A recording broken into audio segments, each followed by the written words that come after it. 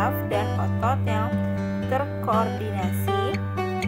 Jadi, perkembangan motorik merupakan kegiatan yang terkoordinir antara susunan syaraf, otot, otak, dan spinal cord.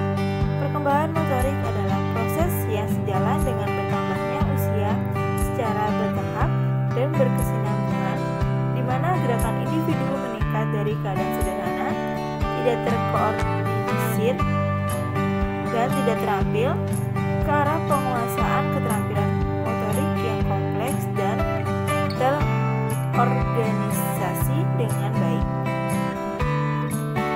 Selanjutnya di sini ada pengertian anak usia dini. Anak usia dini adalah mereka yang berusia antara 0 sampai 6 tahun. Mereka biasanya mengikuti program prasekolah atau kindergarten. Sedangkan di Indonesia umumnya mereka mengikuti program tempat penitipan anak dan kelompok bermain, atau bisa disebut juga playgroup atau taman kanak-kanak. Menurut Direktorat Pendidikan Anak Usia Dini, pengertian anak usia dini adalah anak yang berada pada rentang usia 0 sampai 6 tahun, baik yang terlayani maupun yang tidak terlayani di lembaga pendidikan anak usia dini. Selanjutnya di sini ada aspek yang terkait dengan pentingnya perkembangan fisik motorik, yaitu dalam kaitannya dengan perkembangan motorik anak.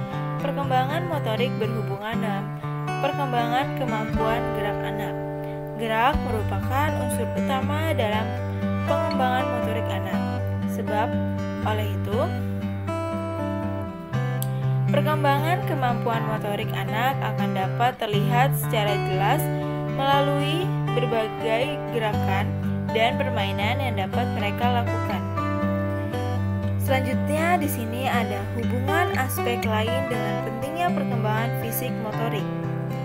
Pertumbuhan dan perkembangan kemampuan fisik motorik anak akan mempengaruhi cara anak memandang dirinya sendiri dan orang lain.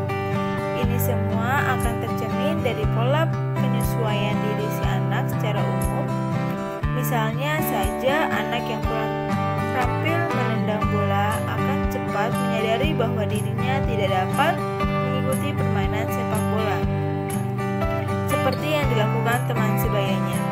Hal itu menyebabkan ia menarik diri dari lingkungan teman-temannya. Dari sini dapat kita simpulkan bahwa keterampilan motorik yang di dalamnya tercakup keterampilan gerak sangat diperlukan anak untuk bermain.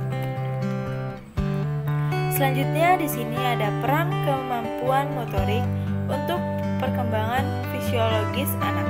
Dari segi fisiologis, pentingnya anak bergerak atau berolahraga akan menjaga anak agar tak mendapat masalah dengan jantungnya karena sering dan rutinnya anak bergerak dengan cara berolahraga, maka kegiatan tersebut juga menstimulasi semua proses fisiologis anak, seperti peningkatan sirkulasi darah dan pernapasannya. Kebiasaan anak untuk senang bergerak atau berolahraga akan semakin baik dilakukan saat anak masih kecil, misalnya saat anak usia TK. Selanjutnya di sini ada peran kemampuan motorik untuk perkembangan sosial dan emosional anak, yaitu seorang anak yang mempunyai kemampuan motorik yang baik akan mempunyai rasa percaya diri yang besar.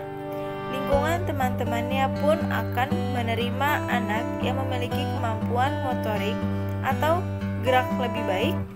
Sedangkan anak yang tak memiliki kemampuan gerak tertentu akan kurang diterima teman-temannya. Kesimpulannya dari materi kita ini yaitu perkembangan anak usia dini merupakan sebuah perubahan secara bertahap dalam kemampuan emosi dan keterampilan yang terus berlangsung hingga mencapai usia tertentu. Perkembangan motorik anak akan lebih teroptimalkan jika lingkungan tempat tumbuh kembang anak mendukung anak untuk bergerak bebas. Lalu, pertumbuhan dan perkembangan kemampuan fisik motorik anak akan mempengaruhi cara anak memandang dirinya sendiri dan orang lain. Sedangkan meningkatnya keterampilan motorik anak akan meningkatkan pula aspek fisiologis kemampuan sosialnya. Sekian, ini saja yang bisa saya sampaikan. Kurang lebihnya mohon maaf. Wabillahi taufiq wa hidayah. Wassalamualaikum warahmatullahi wabarakatuh. Terima kasih.